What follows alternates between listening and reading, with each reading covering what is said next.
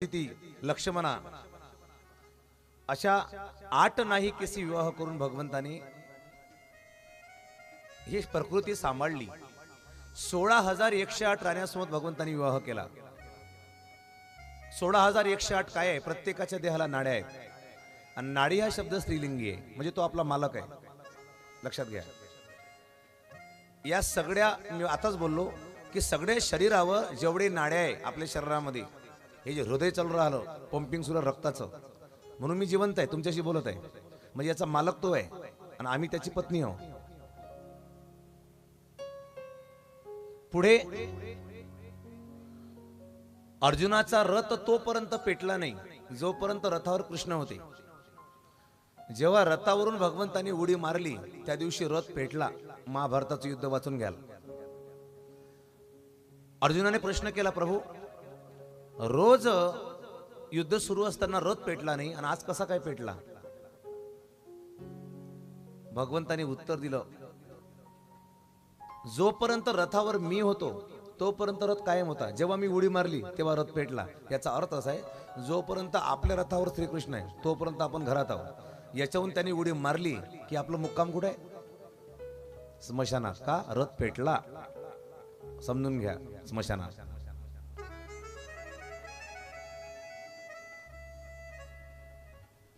म्हणून नरकासुराला भगवंताने मारलं, नरकासुराला मुक्ती दिली। नरकासुर म्हणजे कोण? नरकासुर म्हणजे काम। चतुर्दशीच्या दिवशीच का मारलं? कारण नरकासुर 14 ठिकाणी आहे आपल्या शरीरामध्ये। नरक चतुर्दशी दिवाळीच्या लक्ष्मीपूजनाच्या अगोदरचा दिवस।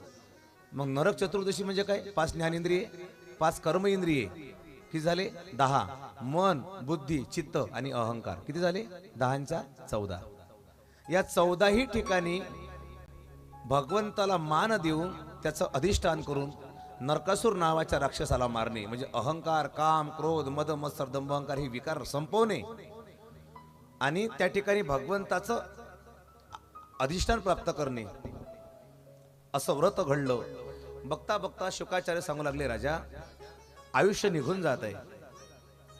भगवंतानी द्वारका नगरीमध्ये सोन्याची, समुद्रामध्ये सोन्याची नगरी बांधलेली आहे आणि द्वारका नगरी हे धाम आहे, द्वारका धाम। भक्ती धाम, मोक्ष धाम।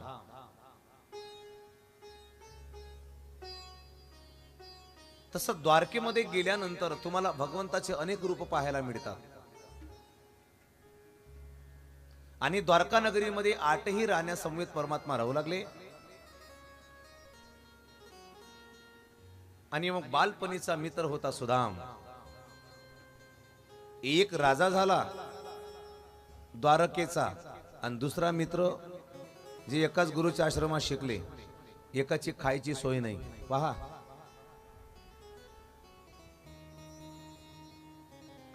जीवन कसं आहे। कोणाकडे एवढी संपत्ती आहे, एवढी संपत्ती आहे की त्याला पैसे मोजायला वेळ नाही, आणि कोणाकडे भूक लागली तर काय खावं 1 रुपया खिशात नाही। पहा कसं जीवन आहे। प्रत्येकाचं प्रारब्ध सारखं नाही महाराज। कधी कधी काय असतं, पोटामध्ये भूक असते पण पुढे अन्न नसते। कधी कधी पुढे अन्न असते पण पोटामध्ये भूक नसते। बाजाराच्या दिवशी कशाची भाजी करावी एवढ्या भाज्या असतात, पण एक दिवस असा असते भाजीला काहीच नाही, आज कशाची भाजी करावी। म्हणजे कधी कधी जीवन असं असतं, काय काय खावं एवढ्या वस्तू आहे आणि कधी कधी काय खावं खायला काहीच नाही। पहा, हे तुमच्या आमच्या जीवनात नाही, हे जगद्गुरु तुकाराम महाराजच्या जीवनातही होतच। फक्त त्या परीक्षेत ते पास झाले, कसोटीला उतरले, म्हणून 750 वर्षानंतर ज्ञानेश्वर महाराजांचं नाव अजूनही प्रत्येकाच्या हृदयात आहे। जेवढं दुष्काळ तुमच्या आमच्या जीवनात नाही तेवढा दुष्काळ संकट तुकाराम महाराजच्या जीवनात आला होता। पाऊसच पडला नव्हता। मग काय झालं? खायची सोय राहिली नाही। तुकाराम महाराजकडे भरपूर धान्य होतं, सावकारकीचा धंदा होता। जे धान्य होतं ते लुटून दिलं.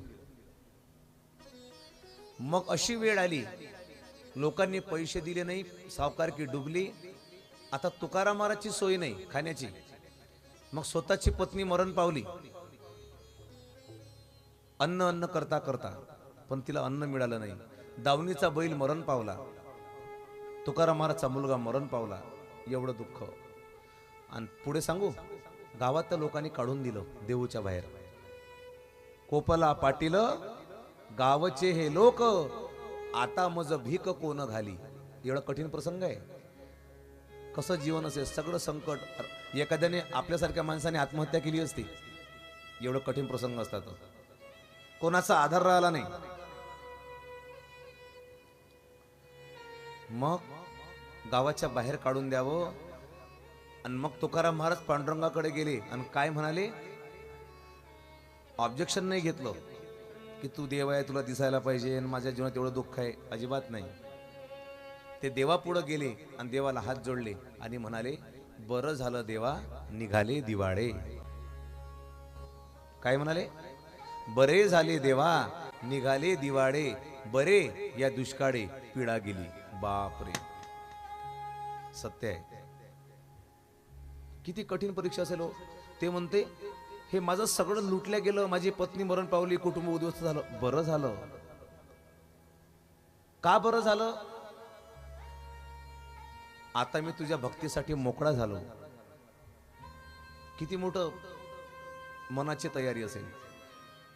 कधी कधी अंतकाळ जवळ येतो, आपलं मरण जवळ येतं, पण माणूस तेवढा संसारामध्ये गुंतो अजून, पण मोकळा होत नाही. अजून त्याचं मन लेकरामध्ये अटकतं, नातवामध्ये अटकतं, बायकोपोरामध्ये अटकतं. पण त्या परीक्षेला आम्ही पोहोचत नाही, म्हणून खऱ्या अर्थाने आम्ही त्या पदाला जात नाही. संत त्या अवस्थेला पोहोचले म्हणून त्यांची कृपा आमच्यावर असली पाहिजे. किमान आमचे व्यवहार चांगले होतील. व्यवहार करणं हे कृपेशिवाय होत नाही. आईवडिलाची कृपा पाहिजे, संत कृपा पाहिजे आणि कुलदैवत प्रसन्न पाहिजे. म्हणून घरामध्ये शक्यतोपर्यंत राहत असताना वाद करत बसू नका. त्याने आपल्या घरातला वास्तू निराश होतो. मग त्या घरामध्ये अप्रसन्नता येते, आजार वाढतात, वारंवार संकट येतात.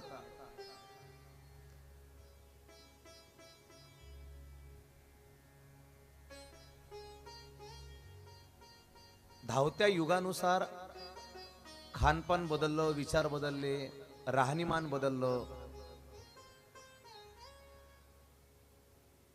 हरकत नाही, त्याला नाईलाज आहे. पण शक्यतोपर्यंत ज्या घरात आपण राहतो, आपण एका मोठ्या पदावर असाल, भरपूर कामं असतील बाहेरचे, ते बाहेरच ठेवा, ते घरात आणू नका. कारण ते घरात आणले, घरात जर भांडणं होत बसले तर घरातलं सौख्य निघून जातं लयाला. म्हणून गृहस्थाश्रमामध्ये कसं जगावं? सकाळी उठल्यावर शक्यतोपर्यंत स्नान करावं, नंतरच स्वयंपाक करावा. त्याने अन्नपूर्णा माता प्रसन्न राहते. आणि स्नान झाल्याबरोबर लगेच देवाजवळ दिवा लावला पाहिजे.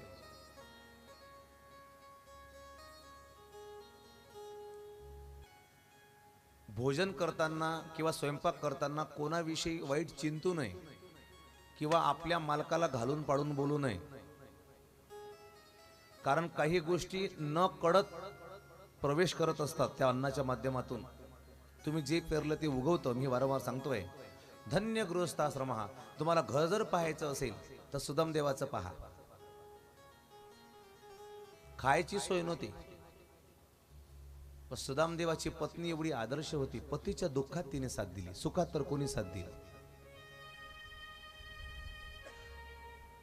आणि त्याला जीवन म्हणतात, त्यालाच जीवनाची कसोटी म्हणतात, जो दुःखामध्ये दिवस काढत असतो.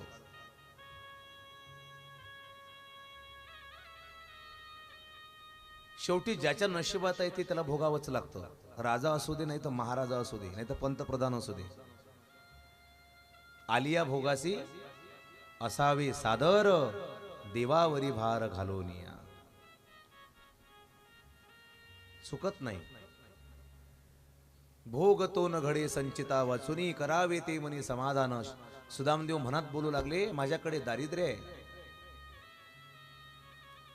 पण या देवाचा काय दोष, माझं प्रारब्ध तसं असेल. मी तुम्हाला उदाहरण सांगतो. एकाच विहिरीतलं पाणी आहे, उसाला गेलं गोड झालं, मिरचीला गेलं तिखट झालं, कारल्याला गेलं कडू झालं. एकाच विहिरीतलं पाणी उसाला गोड, मिरचीला तिखट, कारल्याला कडू. यात पाण्याचा काय दोष? पाणी तर सारखंच आहे ना. इथं उसाचं प्रारब्ध उत्तम आहे म्हणून गोड झालं, मिरचीचं प्रारब्ध मध्यम आहे म्हणून तिखट झालं, आणि कारल्याचं प्रारब्ध कनिष्ठ आहे म्हणून ते कडू झालं. असे 3 प्रकारचे लोक समाजात आहे. रजोगुणी, तमोगुणी आणि सत्वगुणी. प्रकाराचे 3 तुका म्हणे केले जन. आपण मागच्या जन्मात जसं कर्म केलं असेल तसं इथे भोगावं लागतं. आता मी व्यासपीठावर आहो. आम्ही व्यासपीठावर का? नामदेव महाराज म्हणतात, जन्मोजन्मी आम्ही बहु पुण्य केले, तेव्हा या विठ्ठले कृपा केली. पण आता जर मला याचा अहंकार झाला, मी अमुक आहो तमुक आहो, हे सुद्धा टिकत नाही. देव म्हणते तुला दिलं पण तुला टिकवता आलं नाही. म्हणून अहंकाराचा वारा न लागो राजसा, माझ्या विष्णुदासा भाविकासी. हे मागणं आहे संतांचं. अहंकाराचा वारा लागला की माणसाची अपकीर्ती होती, म्हणजे तो त्याला अहंकार चढतो आणि मग तो रिवर्स होत जातो. मग प्रारब्धात जे आहे ते समाधान माना. कोणाची ईर्ष्या करू नका, कोणाला जडू नका. दुसऱ्यानं हे केलं म्हणून त्याला जडतो, त्यापेक्षा मी काय चांगलं करू शकतो हा प्रयत्न करा, म्हणजे देव तुम्हाला साथ देईल. पुढे पहा. 2 मुली होत्या एका कुंभाराला. एक मुलगी शेतकऱ्याला दिली आणि एक मुलगी दिली कुंभाराकडेच, म्हणजे त्यांचा तोच बिझनेस होता मडके घडवण्याचा. दोघींचे लग्न झाले आणि जिच्याकडे मडके बनवण्याचा कारभार होता त्या घरी परिस्थिती गरीब होती. मडके ठेवायला सुद्धा जागा नाही, अंगणामध्ये ठेवले होते कच्चे, फक्त भाजायचे राहिले. दिवाळीचा सण जवळ आला होता. आता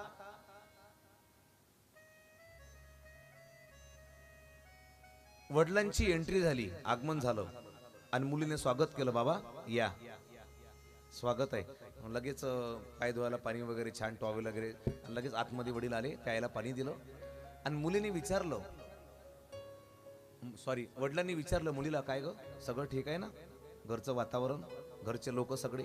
नवीन जवळपास 1-2 वर्ष झाली होती लग्नाला. पहिली दिवाळी होऊन गेली होती, ही दुसरी होती. विचारलं, काय ग सगळं ठीक आहे वातावरण घरचं? त्या मुलीने सांगितलं, बाबा आम्ही घरचे गरीब आहोत, तुम्ही मला या घरात दिलं त्याचं मला दुःख नाही. आम्ही प्रयत्न करू आणि आमची परिस्थिती सुधारू.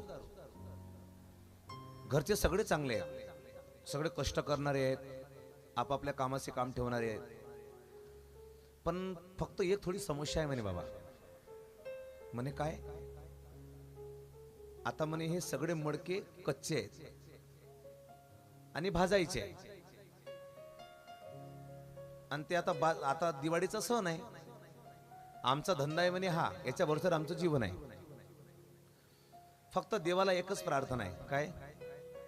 कारण आभाळ आलं होतं, आभाळ, आणि मडके होते कच्चे. ती मुलगी काय म्हणाली, बाबा फक्त देवाला एकच प्रार्थना आहे की फक्त पाणी नाही आलं पाहिजे. कारण पाऊस जर आला तर मडके काय होईल? माती सगळी ओली होईल, आमचं नुकसान होईल. मग वर्षभराचा घास आमची खायची सोय राहणार नाही.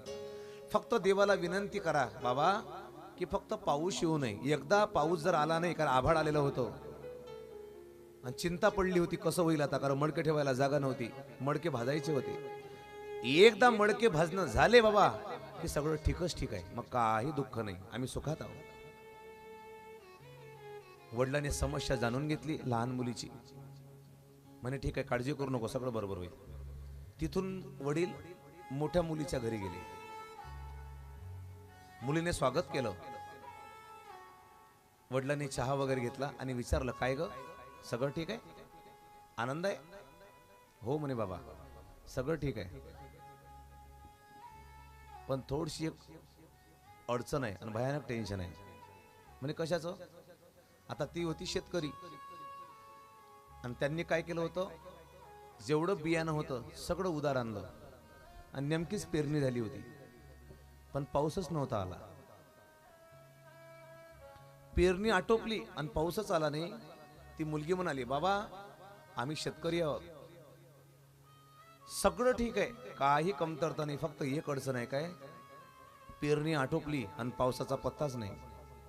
फक्त देवाला म्हणा पाऊस आला पाहिजे, एवढी प्रार्थना करा. एक मुलगी काय म्हणाली? पहिली म्हणाली, देवाला प्रार्थना करा, पाऊस नाही आला पाहिजे, नाही तर मडके वले होतील, मी दुःखात राहील, आमची खायची सोय लागणार नाही, आमचा बिझनेस आहे तो. आणि दुसरी मुलगी काय म्हणाली? पेरणी आटोपली, पावसाचा पत्ता नाही, देवाला प्रार्थना करा, फक्त पाऊस येऊ दे, मग सगळं ठीक होईल. आता मला सांगा, बापाने नेमकं काय म्हणावं पावसाला? ये की येऊ नको? किती मोठं धर्मसंकट आहे. मुली तर दोन्ही सारख्याच आहे ना. इथे बापाने काय उत्तर दिलं असेल? वडील म्हणाले दोन्हीही मुलींना, मनात बोलले, ज्याच्या नशिबात जे असेल ते त्याला मिळेल, मी काही करू शकत नाही त्याला, बरं का. तसं सुदाम देवाच्या नशिबामध्ये दारिद्र्य होतं, गरिबी होती महाराज. पण तुम्हाला एक गॅरंटीने सांगतो, गरिबी जरी होती सुदाम देवाची, पण तरी त्यांनी स्वाभिमान कधी सोडला नाही. ही कथा फार सुंदर आहे, आमच्या अंतःकरणाचा ठाव घेते ही कथा.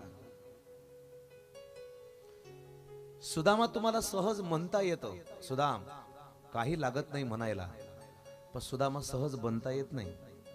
सुदामा बनण्याकरिता सर्वात मोठं अंगामध्ये सहनशीलता पाहिजे.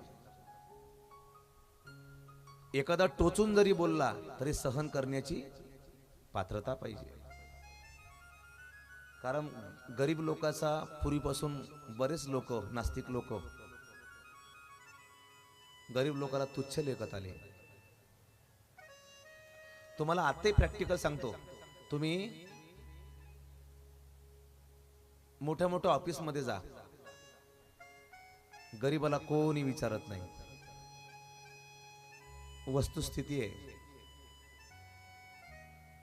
उलट त्यांची थट्टा उडवतात.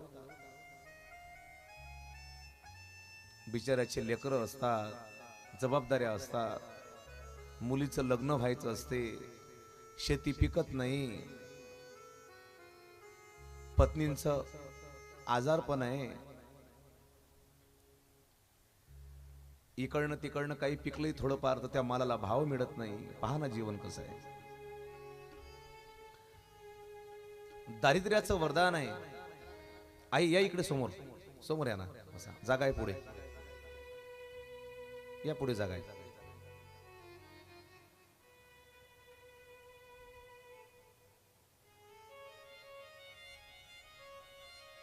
इकडे इकडे साईडला.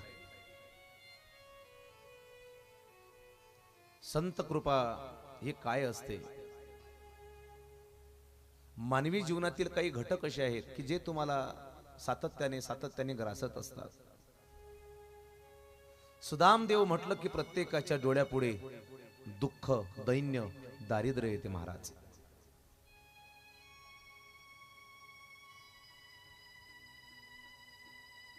दुःख नाही जगामध्ये असा माणूस नाही. प्रत्येकाच्या जीवनामध्ये दुःख आहे. पण तुम्हाला मी एक धर्माचं नातं सांगतो. सुदामदेवाची पत्नी सदैव दुःखामध्ये साथ देणारी होती. सगळे चालतीचे असतील, पण जेव्हा माणसावर पडती बाजू येतं ना, तेव्हा ठाम उभे राहा त्याच्या पाठीशी. ती जीवनातली सर्वात उत्तम भक्ती आहे.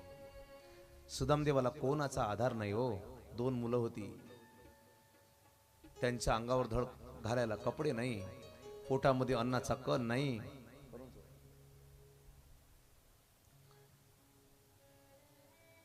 सुदामदेवाच्या पत्नीला एकच पातळ होतं, तेही फाटलेलं, त्याला गाठी बांधलेल्या होत्या, डोळ्यामध्ये अश्रू यायचे.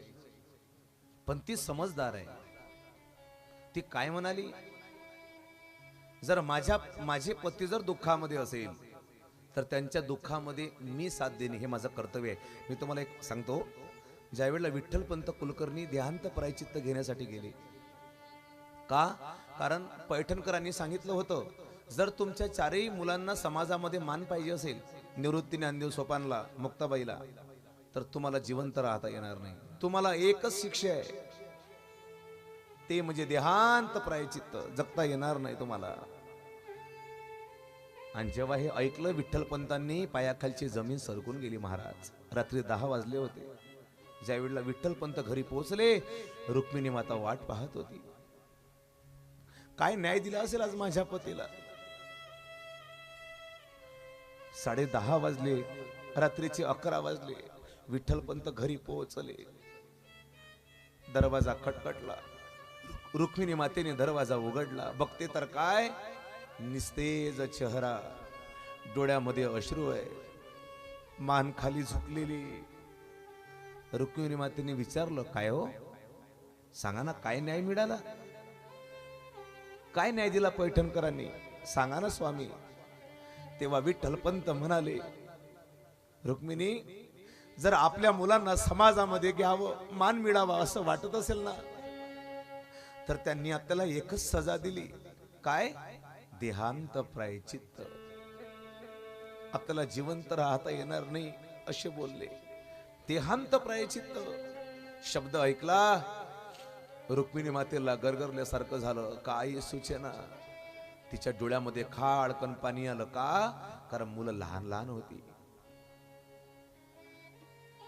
स्वामी, काळजी करू नका.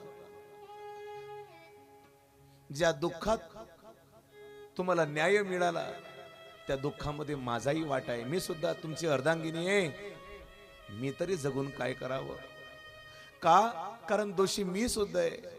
म्हणून मी सुद्धा तुमच्या सोबत जीवन संपवण्याकरता येईल. पतीच्या दुःखामध्ये साथ देणारी पत्नी आयुष्यामध्ये लाभली पाहिजे.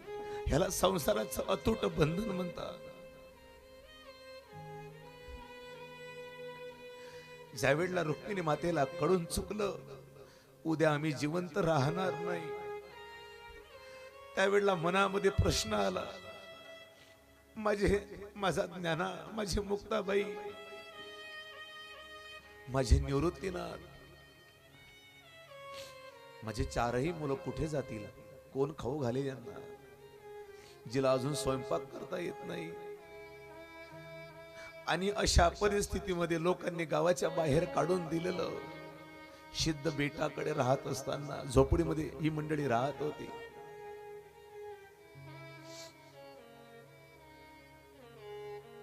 रात्रभर झोप लागली नाही. सकाळ निघाली आणि सकाळ झाल्याबरोबर रुक्मिणी मातांनी चारही मुलांना तसं उठवलं.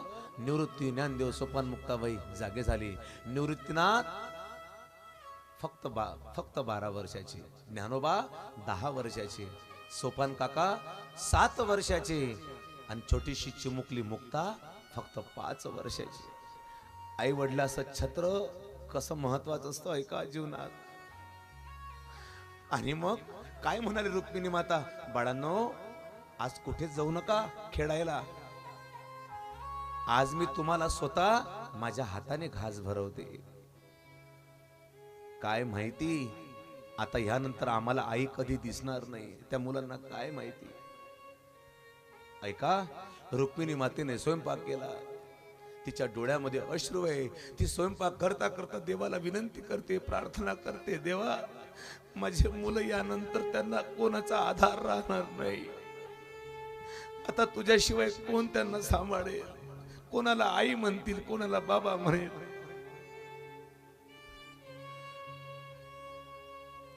पण काय घडलं ऐका. शेवटी रुक्मिणी मातेने स्वयंपाक झाल्यानंतर चारही भावंडांना जेवायला बसवलं. चारही भावंडांना जेवायला बसवलं आणि घास हातामध्ये घेतला आणि निवृत्तीला सांगितलं, निवृत्ती, तू सर्वात मोठा आहेस गड्या. जर उद्या कदाचित आम्ही नसलो ना, तर आपल्या तीनही भावंडांना समजून घे. यांना आई वडिलाप्रमाणे प्रेम दे. घास तिने घेतला आणि मुक्ताबाईच्या तोंडामध्ये घास भरवला. बाळा, जेवण कर. पण त्या बाळांना काय माहिती, यानंतर आमची आई आम्हाला दिसत नाही, दिसणार नाही, कदाचित हा शेवटचा दिवस असेल अशी का म्हणते आई, बाळांना कळत नव्हतं.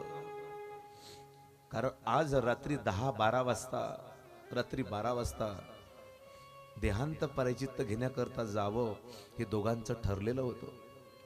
गो तुम्हाला किती प्रेम असतं आई वडिलांचं. क्षणभर सुद्धा मुक्ताबाईला दूर सोडलं नाही, क्षणभर सुद्धा ज्ञानोबारायांना, निवृत्तीनाथांना दूर सोडलं नाही.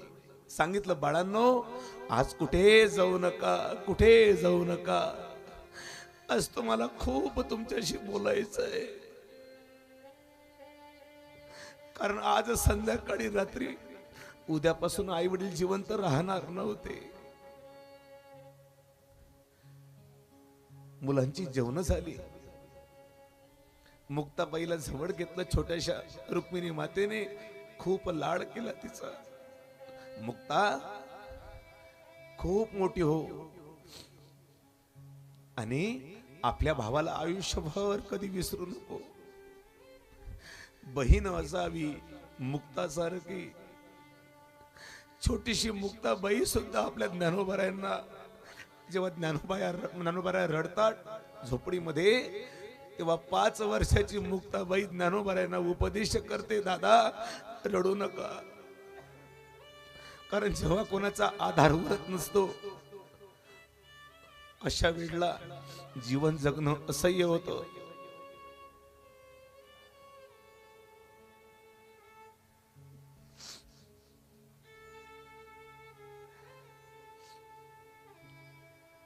मुलांची जेवण पोटभर झाली, सायंकाळची वेळ झाली, मुलं झोपी गेली.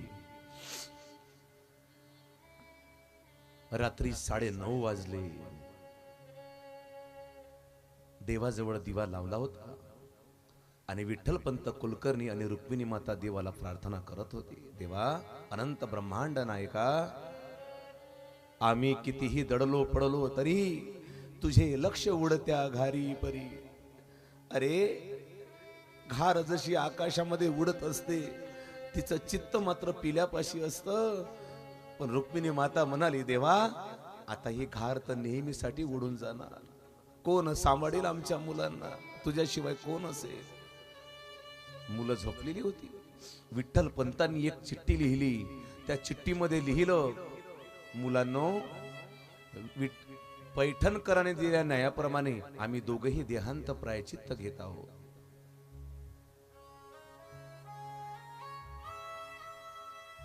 दोघेही देहांत प्रायचित्त घेत आहोत. आम्हाला माफ करा, क्षमा करा. आणि पुढे लिहिलं, आमचा सदैव आशीर्वाद तुमच्या पाठीशी आहे. खूप मोठे व्हा, खूप मोठे बना आणि या धर्म मार्तंडांना ज्ञान काय असतं, ज्ञानाचा धडा शिकवा आणि सदैव अख्ख्या विश्वाला प्रेम द्या. मरताना माय बापाचं स्वप्न होतं, लक्षात घ्या. विठ्ठलपंत कुलकर्णी यांनी चिठ्ठीमध्ये लिहिलं आणि निवृत्तीनाथांच्या उशाखाली चिठ्ठी ठेवली. रुक्मिणी मातेने देवाजवळची वात दिव्याची थोडी उंचवली वर केली आणि देवाला हात जोडले. कृष्णमूर्ती होती, त्या कृष्णमूर्तीजवळ हात जोडले आणि रुक्मिणी मातेने देवाला प्रार्थना केली, प्रभू यानंतर कधीही तुझी भक्ती घडणार नाही, यानंतर कधीच तुझी देवपूजा करण्याचा योग येणार नाही. हा आयुष्यातला शेवटचा दिवस आहे. फक्त एक प्रार्थना आहे, आतापर्यंत तुला उभ्या आयुष्यात काही मागितलं नाही, फक्त एक माझं मागणं आहे, आमच्या मुलाकरिता आम्ही देहांत प्रायचित्त घेत आहोत. फक्त एक माझी प्रार्थना आहे, ईश्वरा माय बापा आमच्या मुलांना सुखात ठेव. आता त्यांना आई वडील राहणार नाही, कोणाचा आधार उरणार नाही. आणि जेव्हा ते चौघ आई वडिलाला हाक मारे,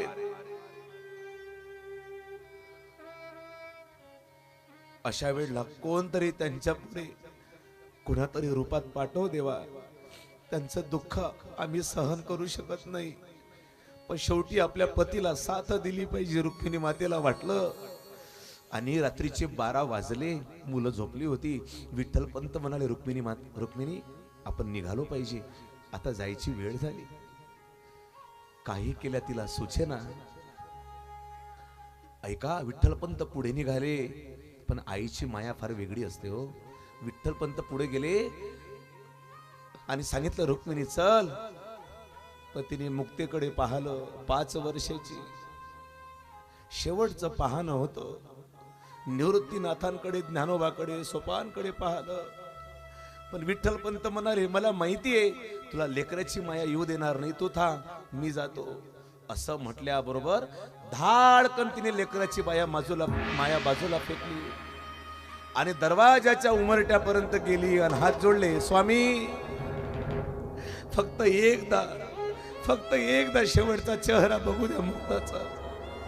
फक्त एकदा ज्ञानोबारायांना पाहू द्या. दरवाजाच्या उमरट्यापर्यंत ती जाते आणि दाराच्या उमरट्यापासून 4ही भावंडांना पाहते, लाडाने गुंजारते आणि आशीर्वाद देते. मुलांनो, सुखात राहा, सुखात राहा, सुखात राहा. बाळांना हात जोडले आणि मनामध्ये सांगितलं, आम्हाला क्षमा करा, आम्ही तुम्हाला सोडून निघालेलो आहे.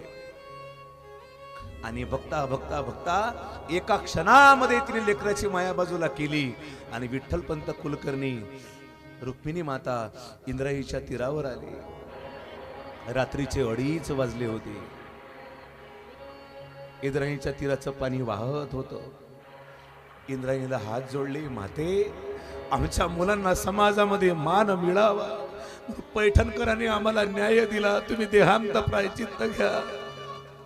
आम्हाला जिवंत राहण्याचा अधिकार नाही. का?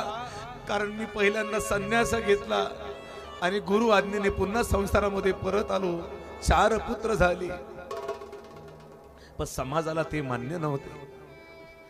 हा शेवटची वेळ आहे माते. इंद्रायणीला हात जोडले आणि तू आम्हाला तुझ्यामध्ये समर्पित करून घे. आणि दोघांनी त्या इंद्रायणीमध्ये उड्या टाकल्या महाराज. आणि अशा वेळेला निसर्ग सुद्धा रडला.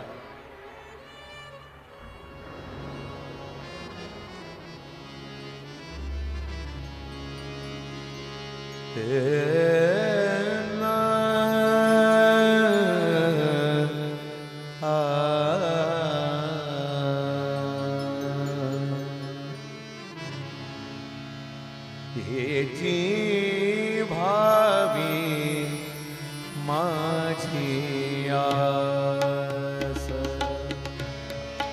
हेची भावी माझी आस, हेची भावी माझी आस, हेची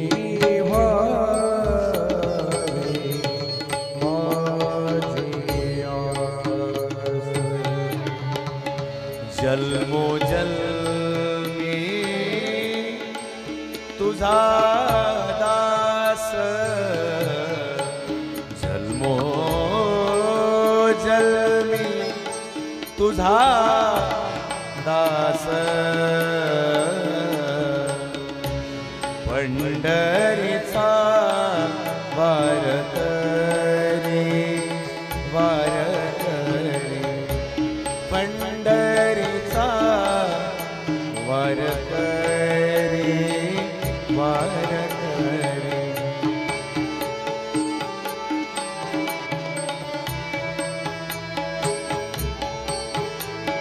वारी चुकोने दी हरे, सारे गम धम गरे गरे सनी नी गरे सा. वारी चुकोने दी हरे, पंढरीचा वारकरी वारकरी, पंढरीचा वारकरी,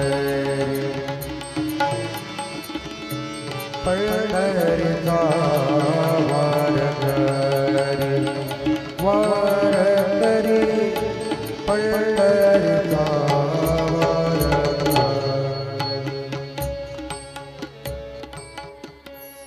पांडुरंगाने दान मागावं, सदैव मला पंढरीची वारी घडू दे. आणि म्हणून धन्य धन्य जयाची कुशी ज्ञान देव जन्मले. पहाटी मुलं उठली चारही, बघते तर काय आई नाही. निवृत्तीनाथांनी पाहिलं, बाबा दिसत नाही. गेली असेल फुलं आणायला असं वाटलं. 1 तास झाला आई आली नाही. 2 तास झाले बाबा दिसत नाही. शेवटी ज्ञान जागा झाला. काय झालं दादा? अरे आई बाबा दिसत नाही पहाटेपासून. तीनही भावंड जागे झाले, सोपानदेव जागे झाले. आई बाबाला शोध लागले घराच्या भोवताल, फुलाच्या माळामध्ये कुठे दिसत नाही. आणि शेवटी निवृत्तीनाथांचं लक्ष गेलं. उशाजवळ एक चिठ्ठी ठेवली होती डोक्याजवळ. त्याच्यात लिहिलं होतं, आम्ही देहांत प्रायश्चित्त घेत आहोत. पैठणकरांनी न्याय दिला होता, आम्हाला क्षमा करा, खूप मोठे व्हा. डोळ्यामध्ये अश्रू आले निवृत्तीनाथांच्या. आई बाबा राहिले नाही हे कळलं, पण स्वतःला सावरलं. का? कारण आता घरामध्ये मीच मोठा आहे. मी जर रडत बसलो तर यांना काय उत्तर देऊ? आणि मग अश्रू पुसले. सज्जन हो, श्रोते हो, दुःख सुद्धा माणसाला गिळता आलं पाहिजे. 24 तास सुख मिळेल असं काही नाही. मनुष्याला दुःखही मिळत असतं. महाराज आमच्या घरी सदैव कृपा केल्याशिवाय राहणार नाही. का? पहिल्यांदा महाराज आमच्या घरी सदैव कृपा केल्याशिवाय राहणार नाही. का? पहिल्यांदा परीक्षा आहे. परीक्षा आहे. ऐका ऐका, ही कथा आमच्या मनाचं सांत्वन करते. मायबाप कुठे जावे त्या मुलाचं सांत्वन करते. मायबाप कुठे जावे त्या मुलांनी. जेव्हा माहीत झालं की आई वडील जिवंत नाही, काय प्रसंग असेल हो. मुक्ताबाईने त्यांनी सांगितलं, अरे हिला सांगू नका, ही रडेल. मग मुक्ताबाईला माहीत होऊ नये म्हणून तिने विचारलं, दादा आई आई कुठे? तिने हट्ट लावला, ती रडत आहे. आई आई म्हणून 5 वर्षाची. काय कळतं तिला? शेवटी मुलांना वाटलं गावात गेलो पाहिजे आणि तिचं समजूत घालण्यासाठी तीनही भावंड तिच्या सोबत आहे. जेव्हा आळंदी गावामध्ये पोहोचले, काय घडलं?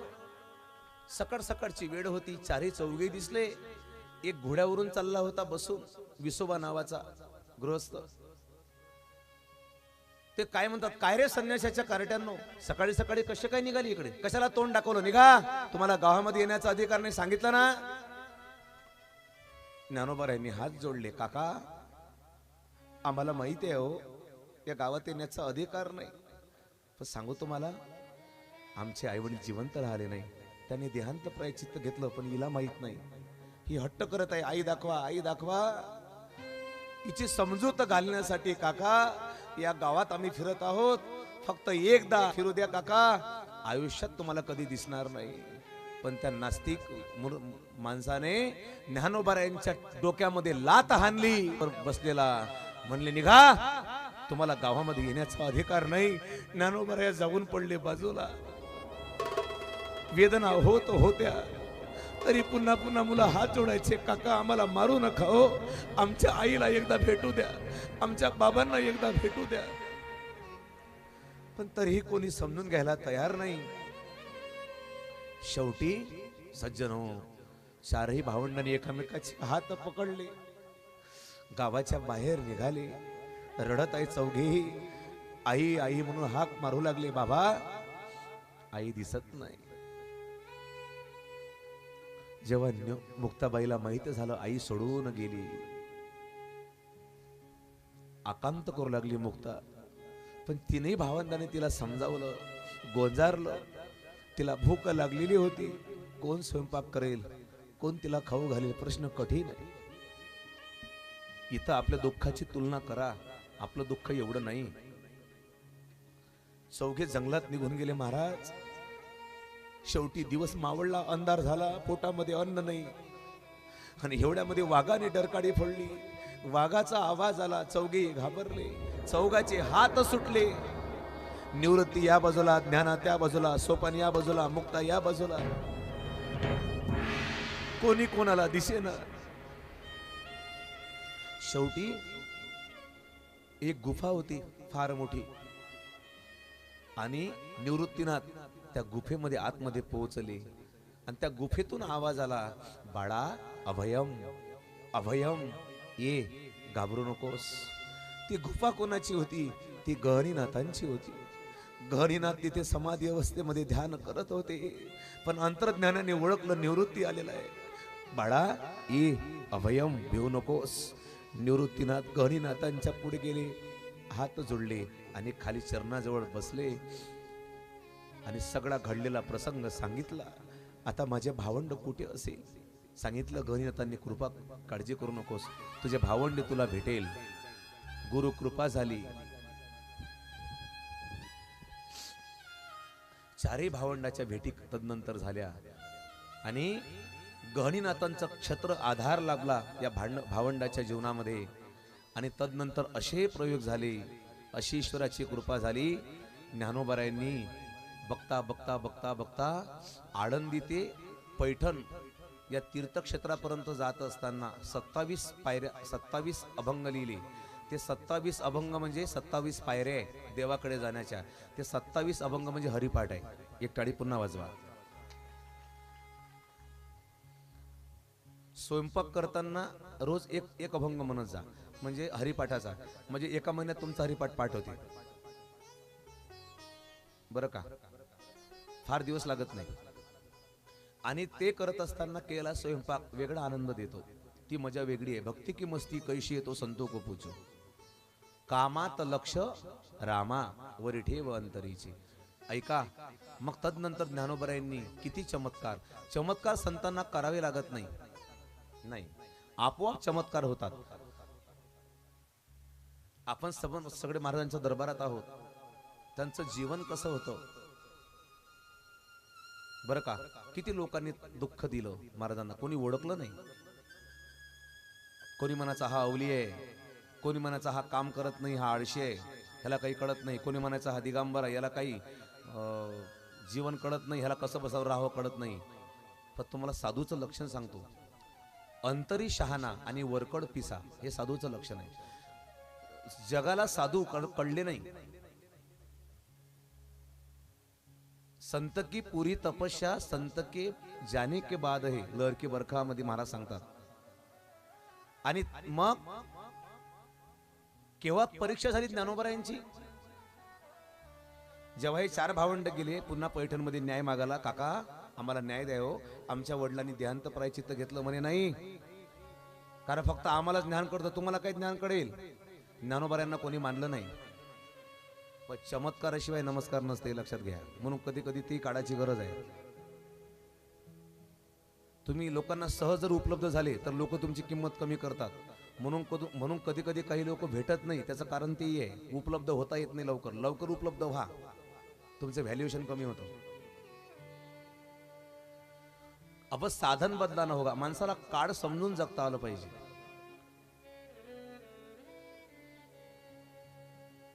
इथे ज्यावेळेला हे चौघही पोहोचले, म्हणले काका शुद्धीपत्र द्या, आम्हाला समाजात मान द्या. तरी हे मान्य करायला तयार नाही. मग विचारलं काय रे, तुझं नाव काय? त्यांनी सांगितलं हे माझे मोठे बंधू निवृत्ती, माझ्यापेक्षा लहान कनिष्ठ असलेले सोपान, आणि ही चिमुकली आहे ना छोटीशी, ही माझी लाडाची बहीण मुक्ता. आणि या नश्वर देहाला ज्ञानेश्वर म्हणतात. काय म्हणतात? परिचय कसा?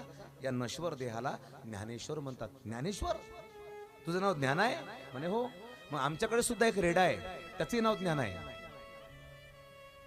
काय म्हणाले? आमच्याकडे रेडा आहे, ज्ञाना नावाचा. ज्ञाना कळतं ना? रेडा म्हशीचा मुलगा, म्हशीचा पुत्र. आमच्याकडे सुद्धा एक रेडा आहे, त्याचे नाव ज्ञान आहे. तुझंही नाव ज्ञान आहे. काही फरक आहे का तुमच्या दोघात? का तू सुद्धा रेडाच आहे? कारण तोही निर्बुद्ध आहे. हे थट्टा उडवली, उपवास केला. तेव्हा ज्ञानोबराय काय म्हणाले? नाही नाही नाही काका, त्याच्यात माझ्यात काही फरक नाही, आम्ही एकच आहोत. ज्ञानदेव नाही. आलेल्या आयुष्यामध्ये तुम्हाला कधी दुःख प्राप्त होईल, कधी सुख होईल. म्हणून गरिबी आली म्हणून लाजू नये, आणि श्रीमंती आली म्हणून आपल्या सगळ्यांचा पाठ आहे. अट्टहास कसा असला पाहिजे. सुदाम देवाचं जीवन फार साधं आहे हो. Simple living and high thinking.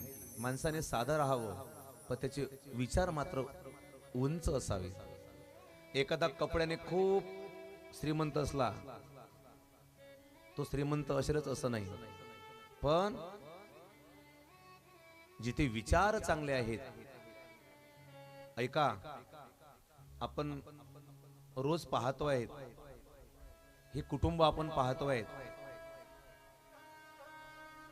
आपण ज्यांना काल माऊली संबोधलं होतं असे आमचे जीवनजी जवंजाळ, त्यांचं जीवन पाहतोय. हे सगळं काल सुरू असताना कार्य त्यांनी स्वतः फेटा बांधला नाही. सगळ्यावर निरीक्षण आहे, सगळं लक्ष कुठे काय सुरू आहे, काय आणायचं, काय कमतरता आहे. मी काय सांगतो, हे कर्मातून दिसलं पाहिजे. आणि हे उदाहरण सगळ्यात श्रेष्ठ आहे आजच्या कलियुगात. हे कोणी करत नाही, कोणाला वेळ नाही एवढा धावपळ करासाठी. सगळे गुंतले आपल्या संसारामध्ये. म्हणून सगळ्यांना हे गटेल असंही नाही, सगळ्यांना जमेल असं नाही.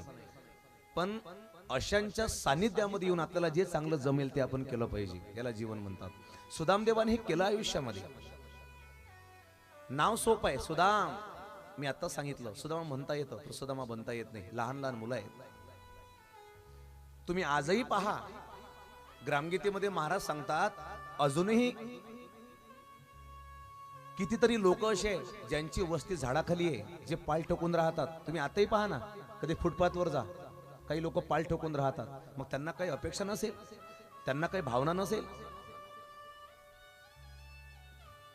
पण जशी जीवनामध्ये वेळ आहे तसं समोर जा. म्हणून आपल्याकडे जे आहे त्या समाधान माना. ठेवी अनंते तैशीची राहावे, चित्ती असू द्यावे समाधान. माणूस सतत अतृप्त आहे, सतत अतृप्त आहे, म्हणून तो धावतो.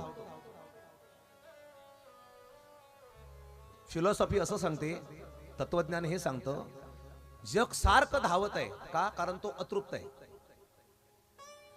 आणि त्याचा सारांश काय निघतो? सारांश हे निघतो, तो अतृप्त आहे म्हणून सारखा धावत आहे. आणि तो अतृप्त काय, त्याचं मूळ कारण काय असेल तर त्याला त्याचं मूळ आत्मस्वरूप कळलं नाही. म्हणून जेव्हा तुझे दर्शन घडे, उघडतील विशाल ज्ञानाचे कवाडे. अध्याय पहिला, ग्रामगीता. मग मी तूपणाचे पोवाडे कोटचे तेथे, ज्यासी तुझे दर्शन घडले त्यास कैसे परके राहिले, सर्व विश्वची झाले आपुले दिव्यपणी. असं आहे. म्हणून संतांना विश्व आपलं आहे. का? कारण त्यांना आत्मदर्शन झालं. प्रचिती. सुदाम देवाच्या जीवनामध्ये जबाबदारी आहे. प्रत्येकाने जबाबदारी सांभाळली पाहिजे. असं आतापर्यंत कोण्या संतांनी सांगितलं नाही, आपल्या मुलाबाळांना शिकवू नका, घर बांधू नका, संसार सोडा आणि वनात जाऊन बसा देव करा. अजिबात नाही. हा आपला मूर्खपणा आहे.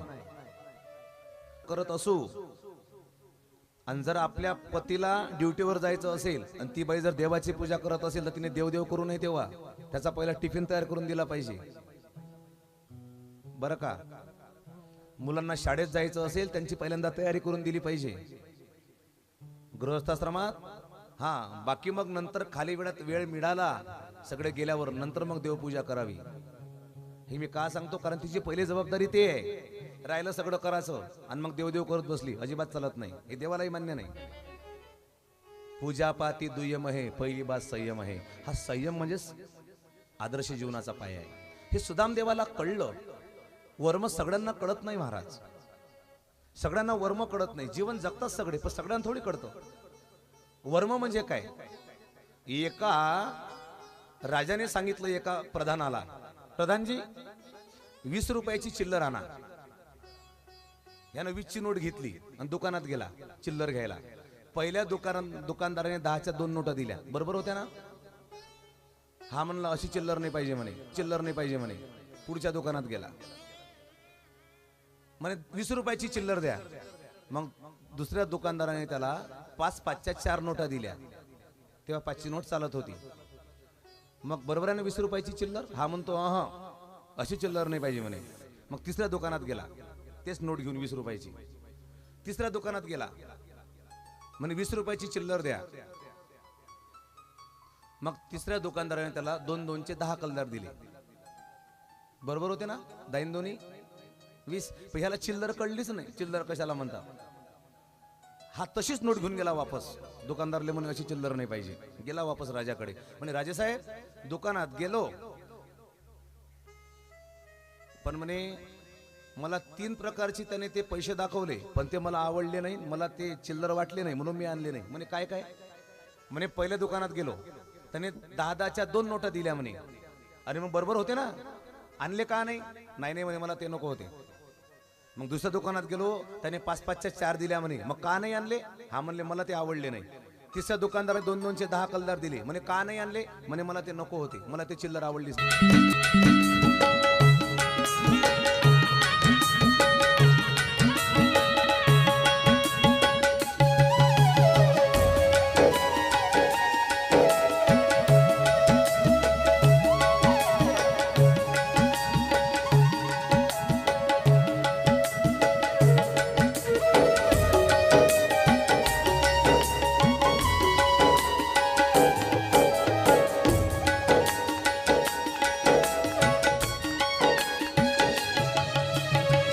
जब तलक ये सांसें हैं, जब तलक ये रिश्ते हैं,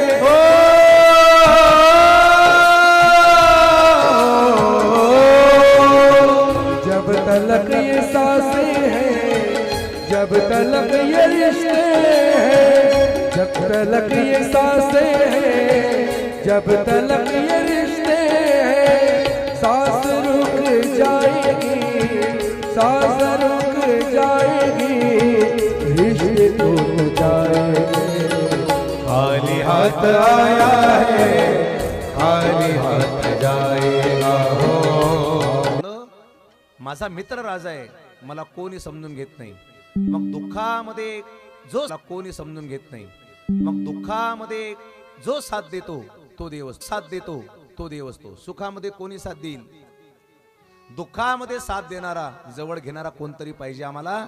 म्हणून इथे कोंडाळी गावामध्ये, या ग्रामामध्ये दुःखामध्ये साथ देणार आमच्या मनाचा आधारस्तंभ जर काय असेल तर इथलं वातावरण आहे, इथलं हे मंदिर आहे. नाही तुम्हाला करमलं एकट्याला, तुम्हाला कधी दुःख आलं तर आत्महत्या करू नका. कधी गजानन महाराजच्या समोर येऊन बसा आणि लोकांसाठी रडण्यापेक्षा त्याच्यासाठी रडा, तो तुम्हाला कोणतरी माणूस पाठवेल. लोकांसाठी रडण्यापेक्षा त्याच्यासाठी रडा, तो तुम्हाला कोणतरी माणूस पाठवेल असा की जो तुमचा संकटातून मार्ग निघेल आणि तुम्हाला जीवन जगा, की जो तुमचा संकटातून मार्ग निघेल आणि तुम्हाला जीवन जगायला काहीतरी नक्कीच मार्ग सापडेल. तोच देव असेल, लक्षात घ्या.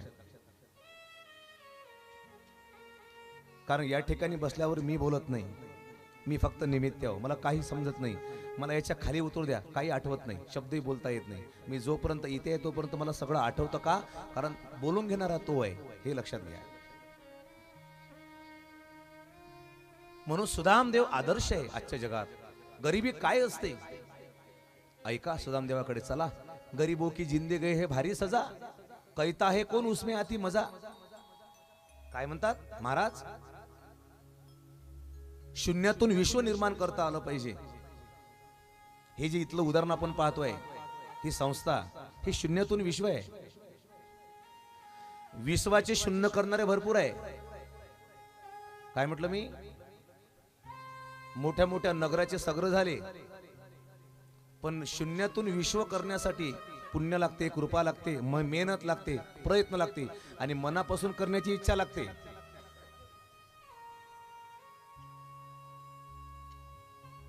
कधी कधी देवही परीक्षा घेतो माणसाची. मी काल सहज म्हटलो आमच्या माऊलींना, जीवन जी जवण जाड्यांना, म्हटलं आपल्याला फुलं पाहिजे होते. ते म्हणे किती? म्हटलं 3 क्विंटल. एखाद्याने म्हटलं असतं बापरे एवढे? त्यांनी काय म्हटलं, बरं बरं बरं ठीक आहे, लगेच फोन लावतो म्हणे. पहा बरं, एखाद्या इतके फुलं असतात का महाराज? आम्ही अजून नाही पाहिले, असं म्हटलं असतं एखाद्याने. पण ते एक शब्दही म्हटला नाही. बरं बरं बरं ठीक आहे, लगेच फोन. पहा बरं, ही करण्याची वृत्ती पाहिजे, तेव्हा त्याचं बेनिफिट आहे, तेव्हा त्याचे फळ आहे. काय योगायोग आहे, भाग्य आहे. आज हनुमंतरायांची मूर्ती आजच बसली, बरोबर याच दिवशी मागच्या वर्षी, म्हणजे आज गजानन महाराजांची प्राणप्रतिष्ठा होती मूर्तीची, बरोबर 1 वर्ष झाला आज. एक टाळी वाजवा. आणि आज पुन्हा दुसरी मूर्ती विराजमान झाली, चिरंजीव देव हनुमंतराया, बरोबर शनिवाराला. कसा दिवस आहे पहा बरं, 7वा दिवस आहे आज. म्हणजे आज परीक्षित राजाला मुक्ती भेटण्याचा दिवस आहे. हे योगायोग काय येतात? ह्याला अंतकरण लागतं, नाही तर अडथळे येतात बऱ्याच कामात. पहा तुम्ही, हे चितोर भक्ती आवडते देवा. शेवटी सुदामदेव जायला निघाले आणि कुठे? मित्राकडे, पण काही मागण्यासाठी नाही, फक्त त्याची भेट घ्यावी, त्याचा चरण स्पर्श करावा. तुम्ही इथे काही मागण्याच्या उद्देशाने येऊ नका. महाराजकडे मी जाईल आणि तो मला हे देईल, मग मी 1.25 रुपयाचे पेढे वाटील. जशी एखादा मुलगा म्हणते ना, देवा मला परीक्षेत पास कर चांगल्या मार्काने, पेपर चांगला जाऊ दे, कॉप्या चांगल्या चालू दे, मग मी तुझ्या मंदिरात नारळ फोडेल. हे स्वार्थ ठेवून केली भक्ती आहे. पण काही मला काही मिळो न मिळो, पण तुझी चरण सेवा नेहमी घडू दे, अशा वृत्तीने तुम्ही या. आयुष्यात तुम्ही कधी भिकार राहाल नाही, तुम्ही श्रीमंत व्हाल, फार मोठे व्हाल. लक्षात घ्या, हा आशीर्वाद आहे माऊलींचा. म्हणून या सोहळ्याचा अट्टास सुदामदेवाने सांगितलं, गेलो पाहिजे त्याच्याकडे, पण काही मागायला नाही, त्याला भेटण्याकरिता. आया हूँ दरबार तुम्हारे, बहुत जन्म का भूला भटका, लगवाले प्रभू चरण सहारे. एक सांगू तुम्हाला, तुम्ही ज्या अँगलने पाहाल पुढच्याला, तो तसा तुम्हाला दिसते. खरं जर पाहिलं, जे संस्कारी लोक आहेत ना, ते अधिकाराने मोठे असतात. ते आपल्याला बोलून देत नाही. आपण काय म्हणतो, फार साधा माणूस आहे तो तुला बोलू शकतो तुझं चुकल्यावर. तू त्याला टोचून बोललास, तो बोलला नाही, याचा अर्थ त्याच्या सामर्थ्य आहे बोलून देण्याचं, पण त्याचे संस्कार आहे न बोलणे, प्रत्येकाचा मान ठेवणे, बरं का. म्हणून त्याला हलक्यात घेऊ नका. हा, देवाने जेव्हा जग निर्माण केलं, एकापेक्षा एक घडवले. तुम्हाला मी उदाहरण सांगतो. एकदा बिरबलने तुळशी झाडाची पूजा केली. तुळशी वृक्ष साधा नाही, तुळशी लावून या दिवा, उजेड पडे सगळ्या देवा. तुळशी घालून या पाणी, झाली पातकाची हानी. तुळशी घालून या वटा, विघ्ने पडती 12 वाटा. तुळशी लावून या गंध, झाला पातकाचा भंग. तुळशी प्रदक्षिणा 5, तीर्थे घडती 360. तुका म्हणे कान्हा, हाची संत नेम जाना. तुकाराम महाराजचा अभंग आहे, ऐका. 101 घडवले जगात देवाने, एकापेक्षा एक. कोणाला कमजोर समजू नका. मग त्याने पूजा केली, अगरबत्ती लावली, कशाला? तुळशी मातेला. अकबरने पाहिलं, तो होता नास्तिक. अकबरने विचारलं, बिरबल क्या कर रहे हो? बोले राजन जी पूजा कर रहे. इस पेड़ की पूजा? ये कौन सा पेड़ है? क्या आप इसकी पूजा कर रहे हो? तो बिरबल म्हणाला, ही आमची संस्कृती आहे. मग विचारलं, ये क्या है, कौन सा पेड़ है? मग सांगितलं बिरबलने, ये हमारी माँ है. काय सांगितलं? आम्ही तुळशीला आमची माता म्हणतो. ये हमारी माँ है. माँ है. राग आला अकबरला, झाड उपडलं तुळशीचं आणि फेकून दिलं अकबरने. आता तो राजा होता, राजासमोर शहाणपण चालत नाही. आता काय घडलं? बिरबलने पाहिलं, राजाने झाड उपडलं तुळशीचं. बिरबलला राग आला. आता राजाचा बदला घ्यायचा आहे. कसा घेतला असता बदला? बिरबल एवढा हुशार होता,